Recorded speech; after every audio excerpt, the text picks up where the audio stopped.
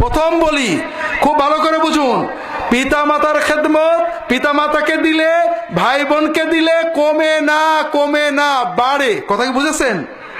আল্লাহ রাসূল সাল্লাল্লাহু আলাইহি ওয়াসাল্লাম বলছেন, মান আরাদা ইউনসা ফি আজালিহি ওয়া ইউবারাকা লাহু ফি রিজকিহি ফালিয়াসিল রাহিমাহু। যদি কেউ চায় যে তার রিজিকে বরকত হোক, চান নাকি আপনারা?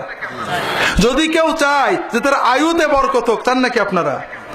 রিজিকে বরকত হলে, আয়ুতে বরকত চাইলে নবীজি একটা পরামর্শ দিয়েছেন, ওটা পরে বলবো, আমি আগে একটা পরামর্শ দিই।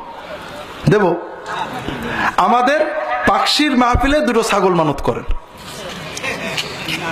হ্যাঁ, একটা অন্তত করেন।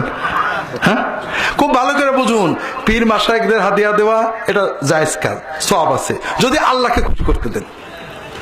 কিন্তু এতে বিপদ কাঁদে, মিছে কথা।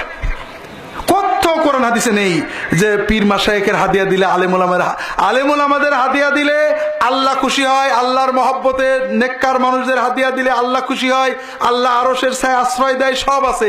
বিপদ কাটার কথা নেই। বিপদ কাটে কিসে? আয়ু বাড়ে কিসে? রেজেকে বরকত হয় কিসে?